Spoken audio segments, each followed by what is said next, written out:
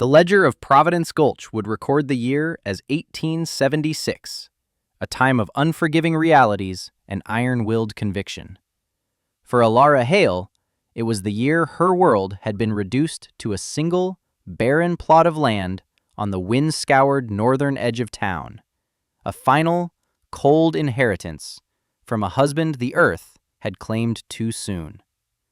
She was 19 years old, a widow in a town that possessed little pity for the unfortunate, and even less for a woman standing alone.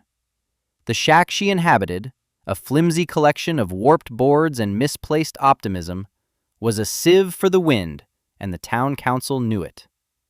On the afternoon of October 5th, 1876, Alderman Thorne, a man whose piety was matched only by the rigid set of his jaw, stood before her door.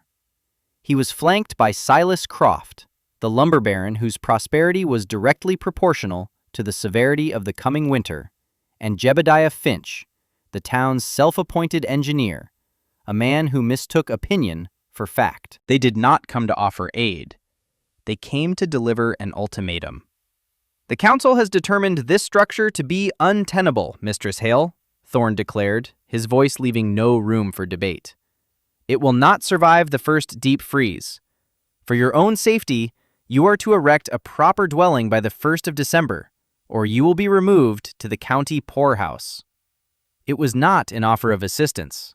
It was a sentence of exile, wrapped in the thin guise of civic concern. Ilara met their unblinking stares. She possessed precisely $47 in silver coins and a knowledge that ran deeper and older than their timber-framed certainty. It was a wisdom of the earth, passed down from a grandmother who had survived winters on the vast, treeless steppes of the old world. "I will build," she said, her voice quiet but as solid as granite. "But it will not be a house of wood."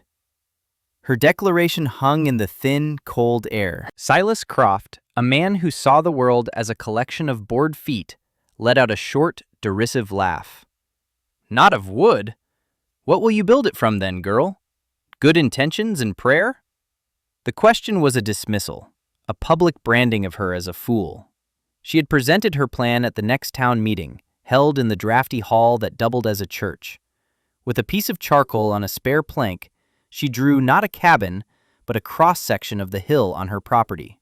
She sketched a dwelling recessed into the south-facing slope, a structure that would borrow its strength and its warmth from the very earth they dismissed as dirt.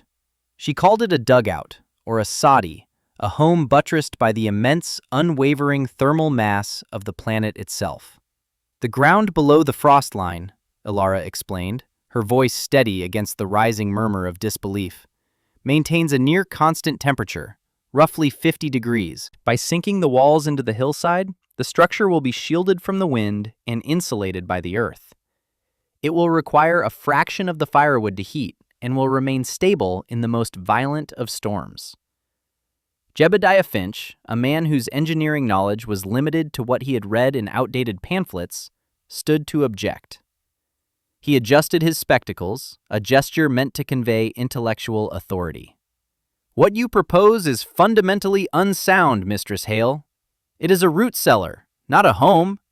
It will be riddled with dampness, a breeding ground for consumption. The hydrostatic pressure from the soil will collapse the walls. It is a tomb you are designing, not a shelter." He spoke with the unshakable confidence of the profoundly ignorant, and the men around him nodded in solemn agreement. Alderman Thorne sealed the verdict. "This is folly, a woman's fancy, born of desperation. The laws of God and man dictate a house is built upon the earth, not within it." He paused, a flicker of something almost theatrical in his eyes. "However, we are merciful men. We will not stop you.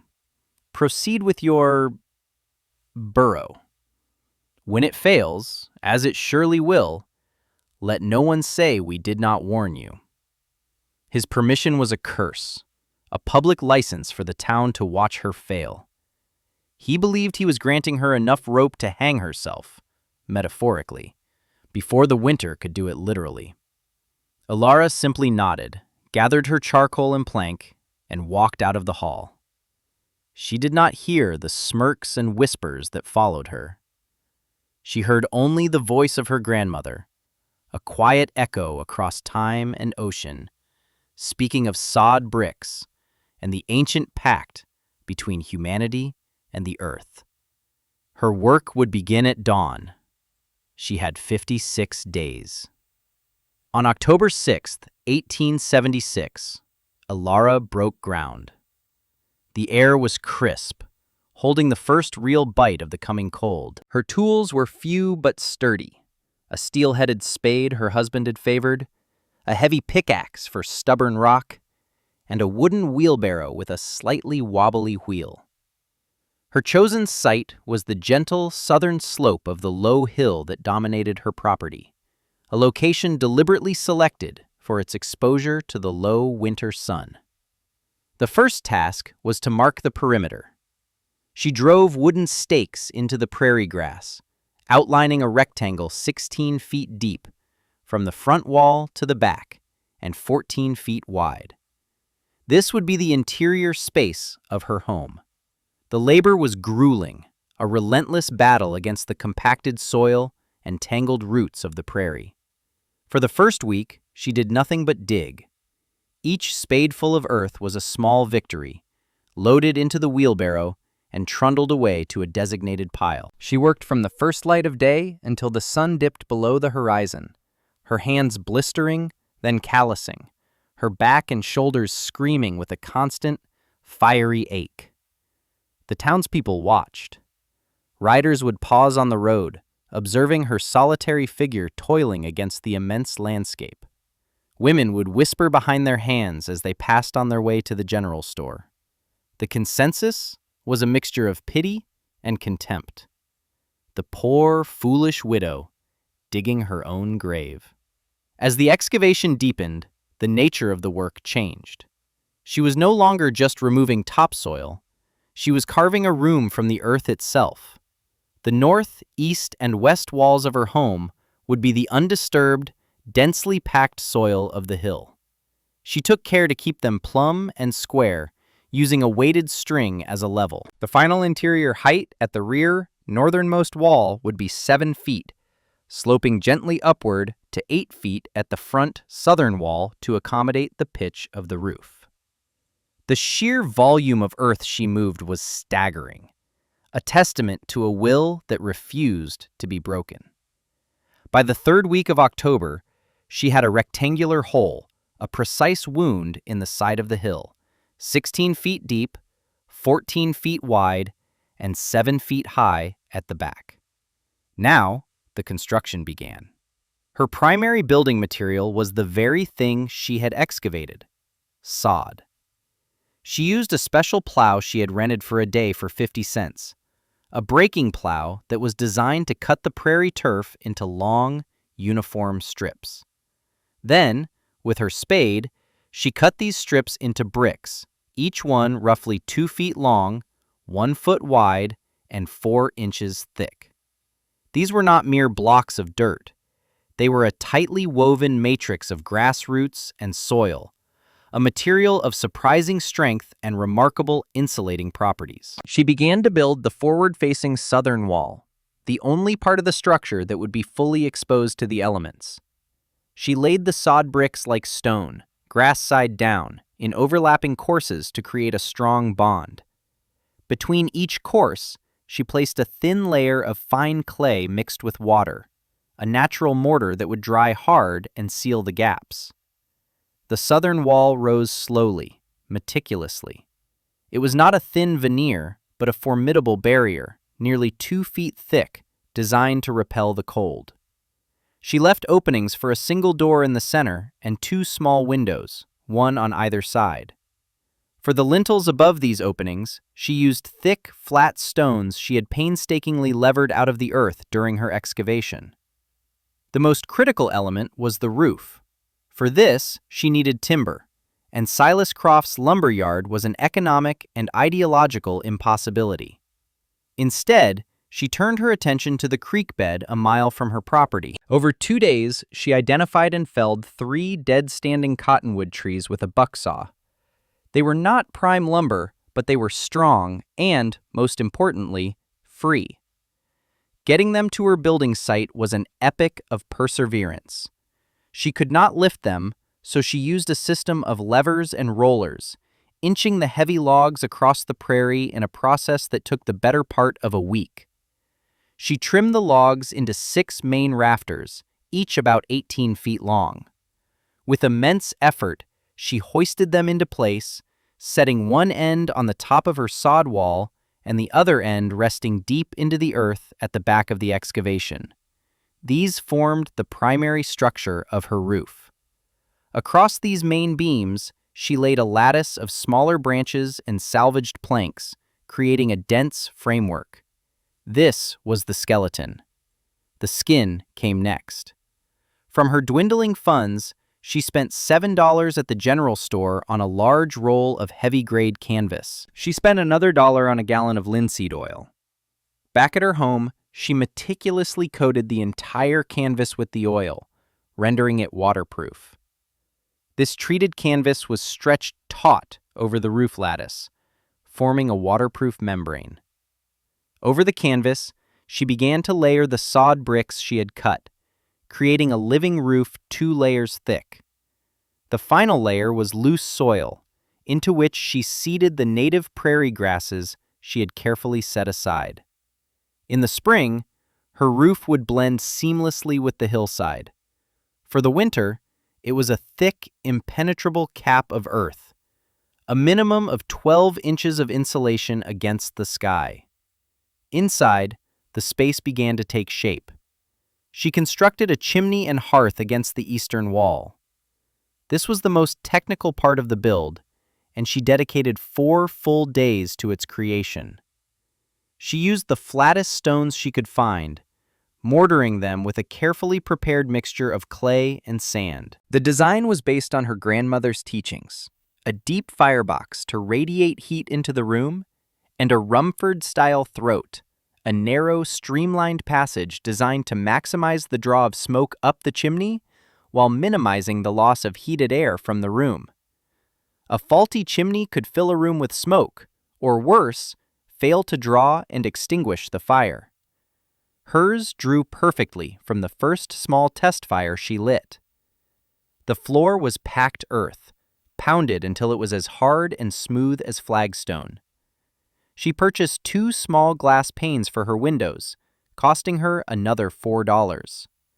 She built the window frames and the door from salvaged crate wood, taking care to ensure they were tightly fitted. She sealed every possible crack with a mixture of clay and dried grass. Her final major expense was a small cast-iron stove, which she purchased second-hand for $12. It was more efficient than the open hearth for cooking and providing consistent heat. She installed it near the hearth, running its stovepipe into the main chimney flue. By the 3rd week of November, as the first hard frosts began to silver the landscape each morning, the structure was complete. From the north, east, and west, it was invisible, merely a continuation of the hill. From the south, it presented a low, sturdy face to the world, a thick, sod wall with a stout door and 2 small, gleaming eyes of glass. The total cost of materials had been $24.50. She had spent another $2 on necessities like lamp oil and salt during the construction. She was left with $20.50, a fortune to carry her through the winter. Alderman Thorne and Silas Croft rode out to inspect her work on November 28th, 3 days before their deadline. They circled the structure on their horses, their expressions a mixture of confusion and disdain. It looked more like a mound of earth than a human habitation. "You truly intend to live in this hole in the ground?" Croft asked, unable to keep the sneer from his voice. "I do," Alara replied. She stood by her door, her clothes stained with dirt, her face weathered by the wind and sun, but her eyes were clear and steady. Thorne peered at the sod roof. "The first heavy snow will collapse it. You will be buried alive." He was not offering a warning. He was stating a fact he wished into existence. The roof is supported by 6 14-inch cottonwood beams, Alderman. It will hold the weight of a freight wagon, let alone the snow. It will be a damp, cold grave, Jebediah Finch added, having tagged along to offer his expert analysis. The chill will come right through that dirt. Elara simply gestured to the thin curl of smoke rising from her chimney. The fire has been lit for an hour. The interior is 70 degrees. It will hold that heat through the night with little more than banked coals. The earth is not my enemy, gentlemen. It is my shield. They rode away, shaking their heads. Their minds were closed, their paradigms unshakable. They saw a primitive burrow, a regression from the civilized, right-angled world they were trying to build. They could not comprehend the elegant, simple physics at play. They could not understand that Elara had not built a structure to fight the winter, but one that had made an alliance with it. They left her to her fate, confident that her failure would serve as a lesson to anyone else who dared to defy conventional wisdom. The first weeks of December were deceptively mild for the high plains. A few light dustings of snow melted by midday, and the sun, though low in the sky, still offered a pale warmth. Inside Elara's dugout, a profound and peaceful quiet reigned. The thick earthen walls muffled the ever-present prairie wind to a distant whisper. The small stove, fed with carefully rationed firewood she had gathered from the creek bed, provided more than enough heat. The interior temperature rarely dipped below 60 degrees, even on the coldest nights. A single log, burning slowly, could keep the small space comfortable for hours. She had built a small pantry into the cool, dark earth of the north wall, where her stores of flour, salted meat, and root vegetables remained perfectly preserved. Life settled into a gentle, solitary rhythm. In the town of Providence Gulch, meanwhile, the residents prepared for winter in the conventional way. They stacked cords of firewood against their timber-framed houses. They chinked the gaps between the logs with mud and moss. They nailed heavy blankets over their drafty window frames. Their homes were symbols of progress, structures that stood tall and defiant against the landscape. They were also thermodynamic nightmares, thin-skinned boxes that leaked heat from every joint and seam. The cost of this defiance was measured in firewood. An average family would burn through an entire cord of wood in 2 weeks of bitter cold. A constant, voracious appetite for fuel that made men like Silas Croft wealthy. On the morning of December 18th, 1876, the world felt different. The sky was not blue or gray, but a strange, luminous white, as if the sun were shining through a sheet of milk glass. The air was unnaturally still, holding a deep, resonant cold that seemed to penetrate cloth and bone. Elara, stepping outside to fetch water from her well, a deep shaft she had dug just a few feet from her door, protected by a small wooden enclosure, noticed the behavior of the birds. They were gone. The usual chatter of sparrows and finches had been replaced by an unnerving silence. Her grandmother had taught her to read these signs. A great storm was not just coming, it was already upon them. She spent the day making her final preparations. She brought in enough firewood to last a week, stacking it neatly against the wall next to her stove. She checked the seal on her door and windows. She ensured her water barrel was full. By midday, the first snowflakes began to fall. They were not the gentle, drifting flakes of a picturesque snowfall. They were small, hard, and dense, like pellets of sand, driven by a rising wind that moaned from the north. By dusk, the storm had unleashed its full fury. It was a blizzard of a magnitude the settlers had never before witnessed, a phenomenon the native tribes called a white hurricane. The wind shrieked like a banshee, a physical force that hammered against the town's structures.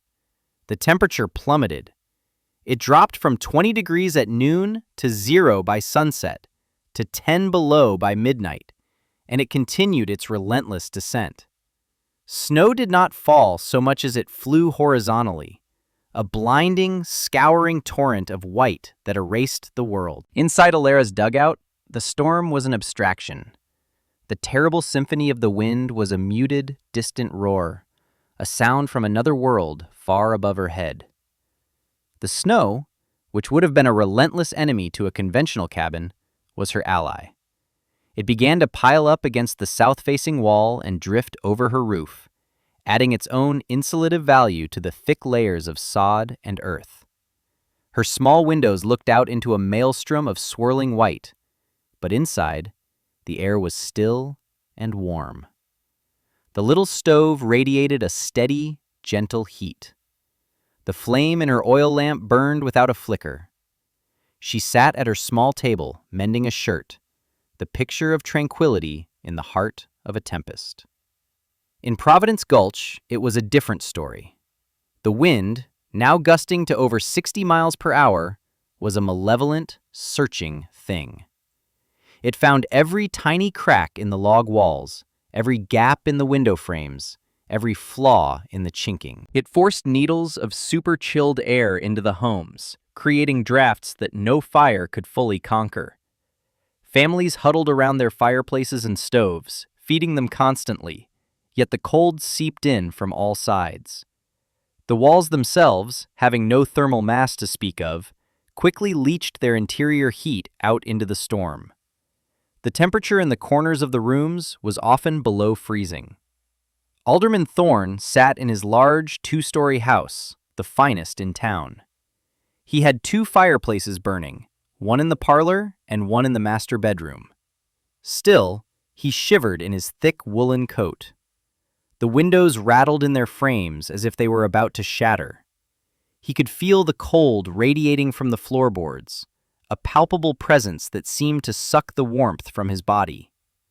He thought of the widow Hale in her dirt hovel and felt a moment of grim satisfaction. If his well-built home was this cold, her primitive burrow must already be an ice-lined tomb. The thought was a small, cold comfort in a large, cold house. The blizzard raged for 2 full days without pause. The temperature dropped to 30 degrees below zero, and with the wind chill, the effective temperature on exposed skin was a lethal 80 below. The snow buried the world. Drifts piled up to the eaves of houses, blocking doors and windows, transforming the town into a series of isolated, freezing prisons. The first crisis was fuel. The relentless consumption of firewood was emptying wood piles at an astonishing rate. Those who had not laid in a massive supply began to panic, burning furniture, fence posts, anything that would combust. The second crisis was water. On the morning of the 3rd day, December 21st, a sharp cracking sound, like a pistol shot, echoed from the center of town. The cast-iron mechanism of the central water pump, its metal contracted beyond its tolerance by the extreme cold, had shattered. For those without their own wells, the primary source of water was gone. Soon after, a new series of popping and groaning sounds began to emanate from within the houses themselves. Water pipes, even those indoors, were freezing solid and bursting. Jebediah Finch learned this lesson the hard way. A length of pipe leading to his kitchen sink ruptured with a violent bang, spraying a plume of icy water that instantly froze into a crystalline sculpture on his wall. His modern plumbing, a source of immense pride, had become his enemy. He was now without water, his house growing colder by the hour as his woodpile dwindled to a few meager logs. The scientific principles he had so confidently espoused had proven to be brittle and inadequate against the overwhelming power of thermodynamics. The true cost began to be measured in lives. The elderly couple who lived at the western edge of town, the Brewsters, were found by their son frozen in their beds. Their fire had gone out in the night. A young child in the Miller family succumbed to a raging fever, the cold in the house having weakened his small body beyond recovery.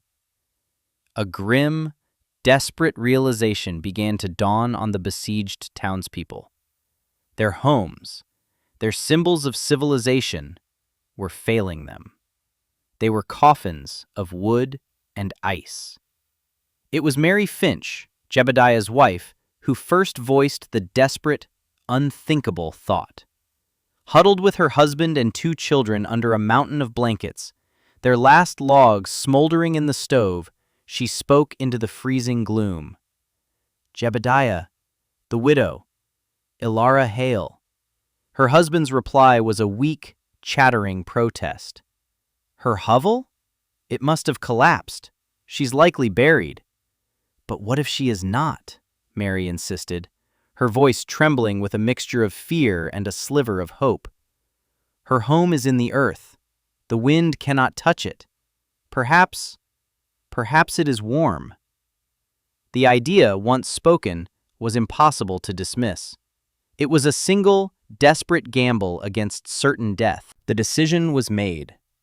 Jebediah, along with Alderman Thorne, Silas Croft, and 2 other men, would attempt to reach her property. It was a journey of less than a mile, but in the raging blizzard and 20-foot snowdrifts, it might as well have been 100. They bundled themselves in every layer of clothing they owned, tied ropes around their waists to stay connected in the whiteout, and stepped out into the howling chaos. The journey was a nightmare. The wind tore at them, stealing their breath and burning their exposed skin. The snow was a physical obstacle, a thick, unstable sea they had to wade through. At times they were on their feet, at times they were crawling. They could not see more than a few feet in any direction.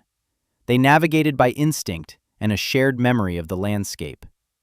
More than once, Silas Croft, the least accustomed to physical hardship, wanted to turn back, convinced they were on a fool's errand that would only hasten their deaths. But the image of his own family, shivering and afraid in their freezing home, pushed him forward. After what felt like an eternity, they stumbled upon the low rise of Ilara's Hill. At first, they saw nothing. The entire landscape was a uniform, sculpted expanse of white. Despair began to set in. Finch was right. She was buried, lost forever beneath the snow. Then, Thorne saw it. A faint, almost imperceptible wisp of gray against the swirling white. Smoke. It was coming from a small stone chimney, its top barely clearing a massive snowdrift. They clawed their way toward it, their frozen hands screaming in protest. The snow had buried her home so completely that it had become part of the hill itself, an enormous, insulating blanket. They found the southern wall by feel, a vertical surface beneath the drift. They dug frantically, pushing away the powder-fine snow until they uncovered the top of her door. Thorne hammered on the wood with his gloved fist, the sound a dull, pathetic thud against the roar of the wind. He did not expect an answer. He was knocking on the door of a tomb. Then the door opened. It swung inward, revealing not a dark, frozen crypt, but a space filled with soft, yellow light. A wave of gentle, steady warmth washed over them, a sensation so foreign and miraculous, it felt like a dream. Ilara Hale stood in the doorway, holding an oil lamp. She wore a simple wool dress. Her face showed no surprise, no fear, only a calm, patient understanding. She looked at the 5 men, their beards and eyebrows caked in ice, their faces a mask of suffering and disbelief, and simply stepped back. "Come in," she said. The men stumbled inside, one by one, into a world that defied everything they knew. The air was warm, easily 70 degrees. It was dry and smelled faintly of wood smoke and baking bread. The little stove glowed with a comforting, ruddy heat. A kettle simmered on its surface. A small loaf of bread was cooling on a wooden rack. There was no wind, no drafts, only a profound and life-sustaining stillness. They looked at the earthen walls, the sod roof visible between the rafters, and finally understood. They were not in a grave. They were in a sanctuary. Ilara wasted no time on questions or recriminations. She saw their condition and acted with quiet efficiency. She handed them tin cups of hot, sweet tea from the kettle. She gestured for them to remove their frozen outer layers and sit near the stove. The warmth began to thaw their limbs, a painful process of returning sensation that brought tears to their eyes. For a long while, no one spoke. The contrast between the hell they had just traversed and the haven they now occupied was too vast, too overwhelming for words. It was Alderman Thorne who finally broke the silence. He looked at Ilara, his expression stripped of all its former arrogance, leaving only a raw, humbled shame. "Mistress Hale," he began, his voice raspy, We were wrong. We were fools." Silas Croft, the lumber merchant whose entire livelihood was built on the flawed principle of the wooden cabin, could only nod, his eyes fixed on the simple, effective construction around him. He saw the thick, earthen walls not as dirt, but as the most effective insulation imaginable. He saw the low ceiling and compact space not as primitive, but as brilliantly efficient to heat. His entire worldview had been shattered in the space of 10 minutes. "There are others," Jebediah Finch said, his teeth still chattering. "Our families. The children." "Bring them," Ilara said without hesitation. "The ones who are most in need. The children and the elderly first. There is room enough." The journey back was made with the renewed strength of hope. The men returned to the town, not as leaders, but as messengers of a salvation they had once mocked. The news spread quickly through the frozen community. Small, desperate groups began to form, preparing for the treacherous journey to Ilara's dugout. The first to arrive were the Finches and the Thorns, the women and children near collapse from the cold. Ilara welcomed them all. She laid blankets on the floor. She shared her food and water. Her small, 14 by 16-foot home became a refuge, packed with the shivering survivors of Providence Gulch.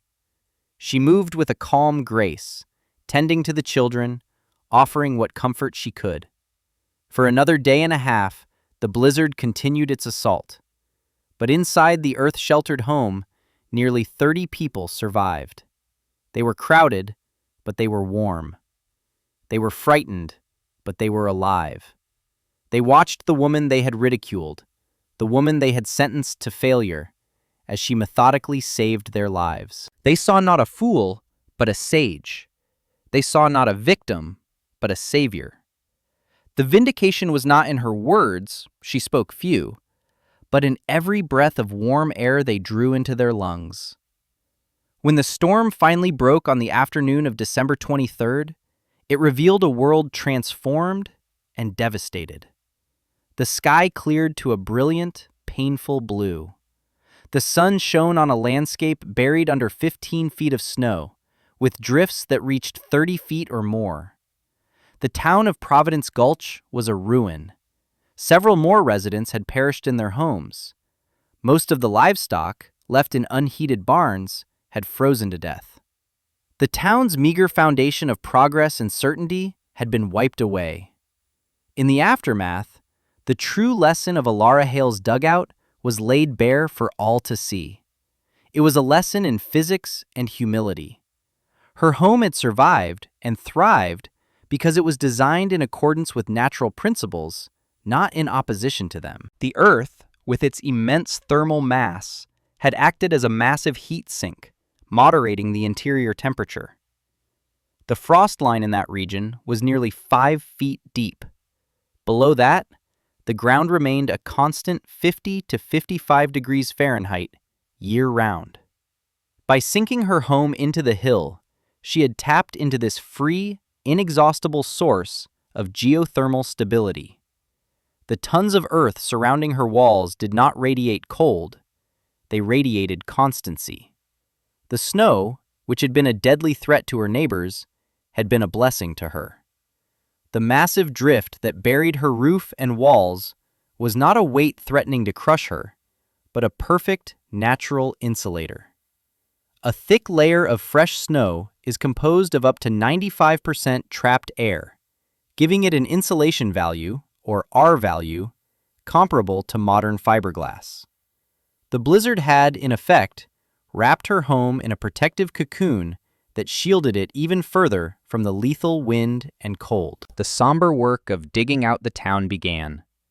The survivors, chastened and grateful, looked upon Alara with a new and profound reverence. There were no formal apologies, no grand speeches of contrition.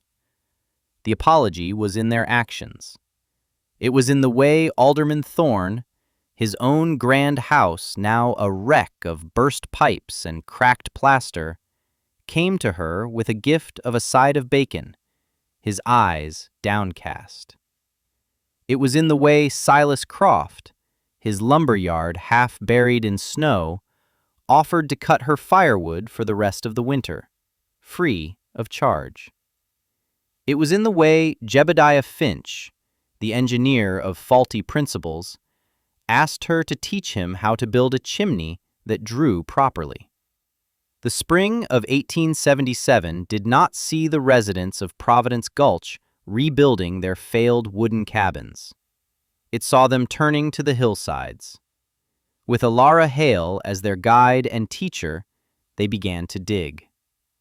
They cut sod bricks from the newly greening prairie. They learned the old-world wisdom of building with the earth, of seeking shelter not by defying nature, but by cooperating with it.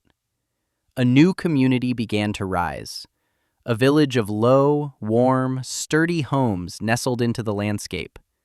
Not one of them had lost a family member to the great blizzard. Not one had burned through their wood supply in a desperate, losing battle against the cold. And not one of them would ever again mistake the quiet wisdom of a lone woman for folly. Her vindication was not carved in a monument of stone, but written into the very earth, a living testament to the enduring power of forgotten knowledge.